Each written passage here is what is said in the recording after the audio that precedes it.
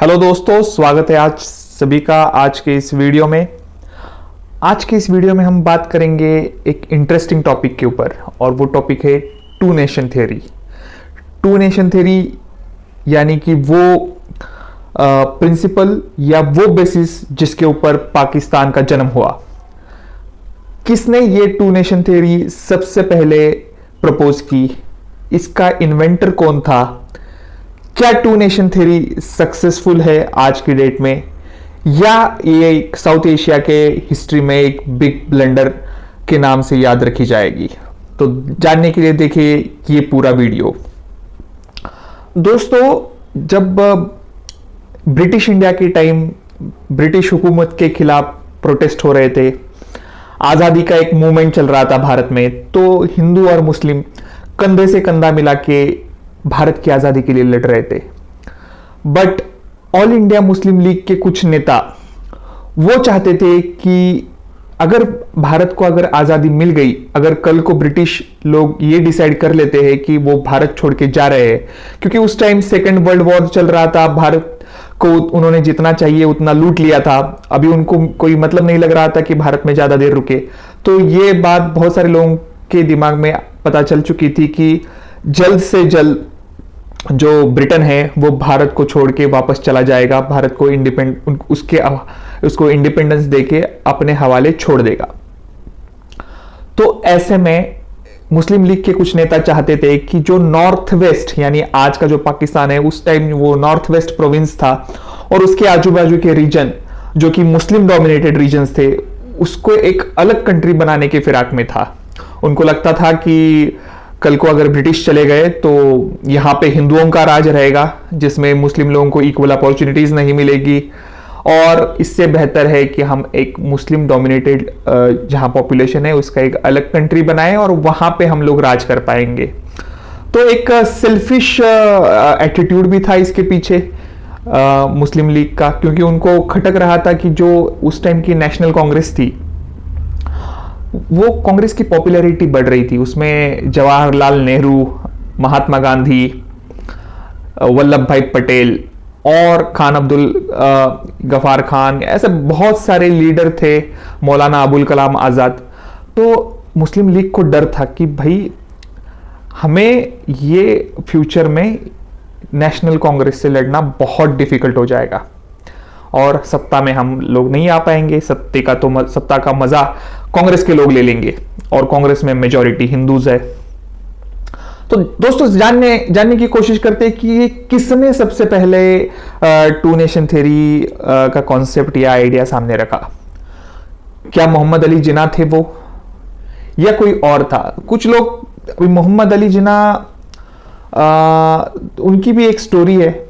वो उनको जो है ना, उनके ग्रैंडफादर वो एक्चुअली हिंदू थे। उनका नाम, वो गुजराती हिंदू एक कम्युनिटी थी, उसको बिलोंग करते थे, और उनका ट्रेडिशनल एक बिजनेस रहा करता था ऑयल वगैरह का। वो छोड़कर वो जो फिशिंग वाले व्यापार में वहां पे जाना चाहते थे। तो उनके कम्युनिटी के लोगों ने उनको काफी विरोध किया इसके ऊपर और उनको अपनी कास्ट से बहिष्कृत कर दिया, यानी बाइकआउट कर दिया। तो इस चीज से वो बड़ा खफा हो गए कि भाई मैं अगर कोई बिजनेस अलग करना चाहता हूं जो कि ट्रेडिशनल कास्ट से रिलेटेड नहीं है, मैं अगर कोई फिशिंग का बिजनेस करना चाहता हूं तो मुझे आप लोग बाइकआउट नहीं कर सकते। उन्हें जिन्नू कहते थे उस टाइम, वो दुबले पतले थे तो उनको जिन्नू कहते थे। तो उन्होंने वो गांव छोड़ दिया और जाके कराची वाले वगैरह एरिया में उन्होंने अपना बिजनेस स्टार्ट किया, और उन्होंने क्या कर लिया कि इस्लाम रिलीजन को अपना लिया और उन्होंने अपना सरनेम जिन्ना कर दिया। तो ये जो मोहम्मद अली जिन्ना थे, वो एक दिखता है कि उनके ग्रैंडफादर के टाइम से उनके माइंड में, उनके ग्रैंडफादर को, ऑब्वियसली उनके फादर को, उनका एक हिंदुओं के खिलाफ एक माइंड में हेट्रेड था। तो बात भी ऐसी सही हुई थी कि ऐसे कास्टिज्म वगैरह उस टाइम था, वो ऐसा करना नहीं चाहिए था उनके ग्रैंडफादर को उस कम्युनिटी ने। बट वो जो एक हेट्रेड था वो उनके मन में अंदर से पनप रहा था। दूसरी चीज दोस्तों, मोहम्मद अली जिन्ना ने कभी भी पहले टू नेशन थ्योरी का सपोर्ट नहीं किया था, लेकिन बाद में जब उन्हें पता चला कि भारत को भी आज़ादी मिलने की चांसेस ज़्यादा है, उस टाइम वो स्टॉन्च सपोर्टर बन गए टू नेशन थ्योरी के। टू नेशन थ्योरी दोस्तों सबसे पहले सामने रखी थी अल्लामा इकबाल ने। अल्लामा इकबाल एक पोएट थे, जो पाकिस्तान में उनको एक नेशनल पोएट का दर्जा हासिल है। भारत में भी उर्दू डे उनके बर्थडे के ऊपर मनाया जाने की कोशिश कुछ यूपी और बिहार के जो उर्दू स्पीकिंग पॉपुलेशन है, मुस्लिम पॉपुलेशन, वो करना चाह रही है। वो एक इनको इंडिया का नेशनल हीरो बनाने की कोशिश में है।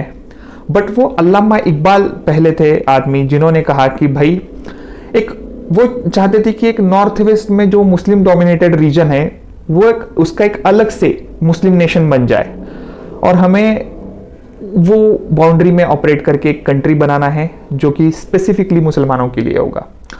तो हिस्ट्री में अगर देखा जाए तो टू नेशन थ्योरी सबसे पहले लोगों के बीच में पहुंचाने का काम अल्लामा इकबाल ने किया था, जो पोएट थे, और उसको रियलिटी में लेके आए बैरिस्टर मोहम्मद अली जिन्ना।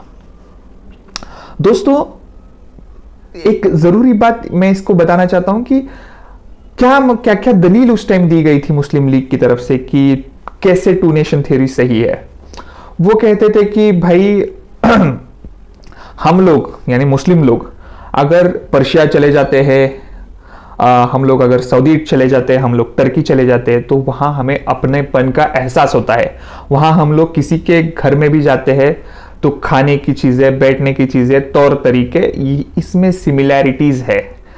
बट हम लोग हिंदुस्तान में रह के अगर रास्ते पे चले जाते हैं या बगल वाले घर में चले जाते हैं तो टोटल डिफरेंस है। हम लोगों को लगता है कि हम लोग जैसे इस मिट्टी से है ही नहीं, हम लोगों को एक एलियन होने का, यानी कि यहाँ के लोग नहीं है, एक पराया होने का एक एहसास फील होता है हिंदुओं के साथ रह के। बड़ी अजीब सी बात है दोस्तों। ये मुस्लिम लीग के जो लीडर थे, पॉपुलर लीडर, ये सपोर्ट करने के लिए, टू नेशन थ्योरी सपोर्ट करने के लिए ये आर्ग्यूमेंट वो देते थे दोस्तों। तो ये अगर रीजन था और उनका कहना था कि ये दोनों के रिलीजन टोटली अपोजिट है और हम दोनों के बीच में कभी भी नहीं बन सकती, और सबसे मेन रीजन है कि भाई हम लोग तो सिर्फ अल्लाह को मानते हैं और हम लोग किसी के आगे नहीं झुकते। और हिंदुओं को देखो, वो हर चीज को भगवान मानते। हिंदुओं के लिए क्या है कि कण कण में भगवान है, हर पार्टिकल में भगवान है, हर चीज भगवान है। वो हिंदू हर चीज के सामने झुकते। खाने के तौर तरीके अलग है। मोस्टली हिंदू जो उस टाइम थे वो वेजिटेरियन थे, हम लोग नॉन वेजिटेरियन है। हिंदू गाय को अपनी माता कहते हैं तो हम लोगों को गाय का गोश्त खाते हैं। तो कल को फ्यूचर में प्रॉब्लम्स आएंगी। ऐसे 100 तरीके के वो रीजंस दे रहे थे टू नेशन थ्योरी को सपोर्ट करने के लिए। बट दोस्तों क्या ये 1000 साल तक फिर हिंदू मुस्लिम एक साथ कैसे रह रहे थे? 1947 से पहले मोहम्मद बिन कासिम आने के बाद से इंडिया में इस्लाम स्प्रेड हो चुका था। कुछ लोग तो पाकिस्तान में इतने बेवकूफ है, वो मोहम्मद बिन कासिम को पहला पाकिस्तानी मानते हैं। और मोहम्मद जिलानी ने भी अपने स्पीच में एक बार कहा है कि मोहम्मद बिन कासिम पहले पाकिस्तानी थे जिन्होंने सब कॉन्टिनेंट में पैर रखा था। मतलब हंसी आती है ये बात देख के कि मोहम्मद बिन कासिम को पहला पाकिस्तानी बोलते हुए। तो ये 1000 सालों तक इंडिया में मुसलमानों ने राज किया। मुगल सल्तनत थी, जो भी बाकी के साउथ में जो भी सल्तनतें थी, आदिल शाह, निजाम शाह, कुतुब शाह, तो मेजॉरिटी ऑफ द इंडिया जो था वो रूल हो रहा था मुसलमानों के द्वारा। लेकिन फिर भी, और मेजॉरिटी ऑफ द पॉपुलेशन जो थी 80% वो हिंदू थी। तो क्या 1000 सालों में कभी प्रॉब्लम नहीं आया? हिंदू मुस्लिम एक साथ रह रहे थे। अभी जब ब्रिटिश निकल के जा रहे तभी प्रॉब्लम आ रहा था। पाकिस्तान के एक स्कॉलर है, उनका नाम मैं भूल रहा हूं, उनका नाम है नियाज मुर्तजा, जो फॉरेन में बर्कले यूनिवर्सिटी में पढ़े हैं। उन्होंने कहा कि ये मुस्लिम लोगों का जो एक माइंडसेट था, वो अपने आप को सुपीरियर समझते थे। वो 1000 साल जब तक भारत के ऊपर मुसलमान राज कर रहे थे तब इनके लिए सब कुछ सही था। बट जब उनको रियलाइज हो गया है कि अब ये ब्रिटिश चले जाने के बाद भारत के ऊपर हिंदुओं का राज रहेगा, तो अभी उनको बिल्कुल रहना नहीं है हिंदुओं के अंडर। तो उन्होंने कुछ भी ऐसे रीजंस निकालना स्टार्ट कर दिए कि भाई हिंदू और मुस्लिम कम्युनिटी एक साथ नहीं रह सकती थी, जो कि ऑलरेडी 1000 सालों से एक साथ रहते आ रही थी। वो उसको मतलब वो दिखाना चाह रही थी कि ये दो कम्युनिटी एक साथ नहीं रह सकती। मतलब जो दो नेबर या जो दो भाई पिछले 50 सालों से एक साथ रह रहे और तीसरा बंदा के अपने सेल्फिश या अपने सेल्फ गोल्स के लिए वो क्या कह रहा है कि ये दोनों भाई एक साथ नहीं रह सकते भाई, जबकि वो पिछले 50 सालों से एक साथ ही रह रहे। तो उसी तरीके से भारत में हिंदू और मुस्लिम पिछले 1000 सालों से एक साथ रह रहे थे, बट ये मुस्लिम लीग के नेता दिखाने की कोशिश कर रहे थे कि एक साथ नहीं रह रहे थे। तो ये स्कॉलर आगे जाके क्वेश्चन भी पूछते हैं कि अगर टू नेशन थ्योरी इतनी ही सही थी तो जो मुस्लिम रूलर्स जो सेंट्रल एशिया से यहाँ पे आए तो यहाँ पे रहते ही नहीं, वो इधर आके देख लेते कि अरे भैया यहाँ तो हिंदू है, हिंदू लोग रहते हैं, हमें बिल्कुल नहीं रहना है यहाँ पे, हम अपने सेंट्रल एशिया में ही ठीक है। लेकिन वो यहाँ पे आए, मेजॉरिटी जो रीजन था 100%, उस टाइम तो ऑलमोस्ट 100% हिंदू थे, लेकिन वो यहाँ पे आके बैठे, उन्होंने अपनी कम्युनिटीज को स्प्रेड किया, इस्लाम को स्प्रेड किया, खुद दिल्ली में सत्ता काबिज करके बैठे, कोई प्रॉब्लम नहीं हुआ उनको। अभी सबसे इंपॉर्टेंट टॉपिक के ऊपर चलते हैं कि ये जो रिलीजियस नेशनलिज्म है दोस्तों, कि एक मुसलमानों के लिए एक अलग कंट्री होना चाहिए था। अभी इमरान खान को मैं देखता रहता हूँ, इमरान खान बोलते हैं कि भारत में रिलीजियस नेशनलिज्म बढ़ रहा है। तो रिलीजियस नेशनलिज्म ही आपकी कंट्री का बेसिस था कि एक रिलीजन को लेके एक अलग नेशन बनाना चाहिए, एक इस्लाम या मुस्लिम लोगों के लिए एक अलग नेशन होना चाहिए। यही रिलीजियस नेशनलिज्म पाकिस्तान का बेसिस था। और आज इमरान खान भारत को बोलते हैं कि भारत में रिलीजियस नेशनलिज्म बढ़ रहा है, भारत में इंटॉलरेंस बढ़ रहा है। अरे भाई, आप जिनको मानते हो जिन्ना वगैरह, वो इंटॉलरेंट थे, वो रहना नहीं चाहते थे हिंदुओं के साथ, वो उनको प्रॉब्लम थी। वो अगर टॉलरेंस दिखाते तो आज पाकिस्तान और हिंदुस्तान अलग मुल्क नहीं होते। तो दोस्तों, ये इससे पाकिस्तान में जो है ना, एक कंट्री जब से अलग बन चुकी है, इनको अभी पता नहीं है अपनी हिस्ट्री कहाँ से। कुछ हिस्टोरियन का मानना है कि 1947 से आगे की हिस्ट्री हमें दिखानी चाहिए। कुछ लोग उससे पीछे जाके, जब भारत पे इस्लामिक इन्वेजन हुआ था, सेंट्रल एशिया से जो भी इस्लामिक रूलर आए थे, वहां से हमें पाकिस्तान की हिस्ट्री चालू करनी चाहिए। वो यहाँ के जो ओरिजिनल, जो यहाँ पैदा हुए लोग हैं, जो यहाँ के राजा महाराजा थे, जैसे सम्राट अशोक, उनकी हिस्ट्री या मौर्य वगैरह, इनकी किसी की हिस्ट्री इनको दिखानी नहीं है। पाकिस्तान के आज के डेट में पाकिस्तान के लोगों को ना रामायण पता है ना महाभारत पता है, जबकि इंडोनेशिया में भी जो मुस्लिम मेजॉरिटी कंट्री है, वहां पे रामायण महाभारत पढ़ाया जाता है।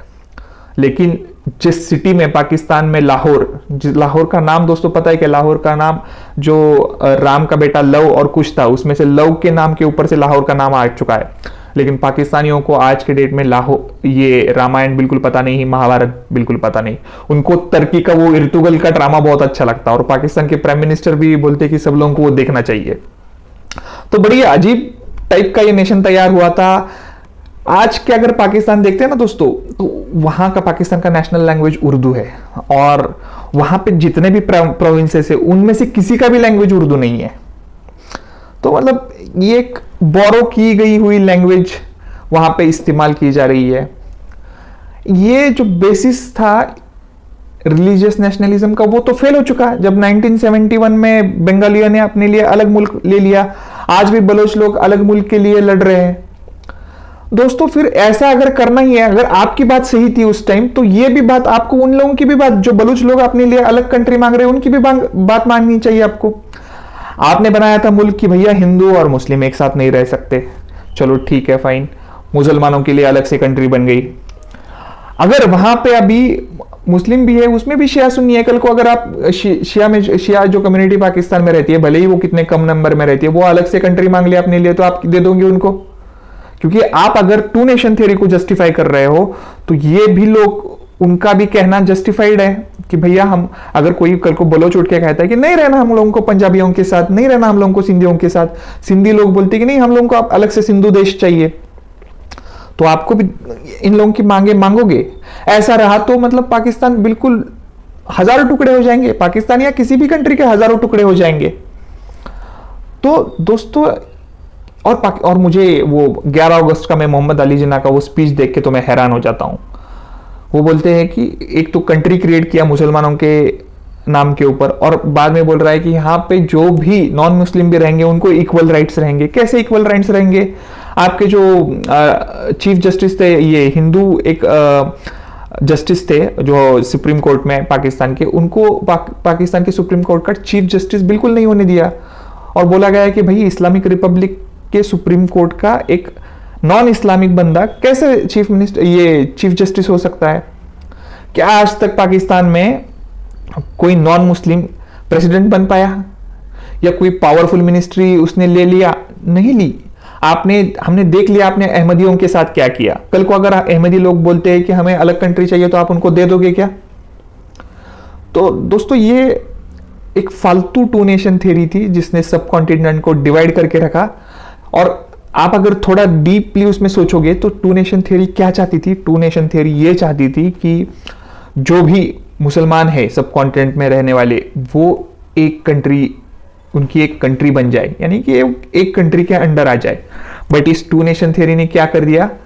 जो मुसलमान ऑलरेडी एक कंट्री के अंडर रह रहे थे उनको 3 कंट्रीज में डिवाइड कर दिया। तकरीबन 20-20 करोड़ आज पाकिस्तान, हिंदुस्तान और बांग्लादेश में डिवाइड हो गए। तो इससे मुसलमानों की ताकत बढ़ी या घट गई? आज 20 करोड़ मुसलमान पाकिस्तान में चला गया, 20 करोड़ मुसलमान भारत में रह गया, 20 करोड़ मुसलमान बांग्लादेश में चला गया। तो जो ये 60 करोड़ अगर एक साथ रहते तो क्या ये पावर सिग्निफिकेंट पावर थी या नहीं थी, जो कि डिवाइड हो गई? और किसने डिवाइड किया?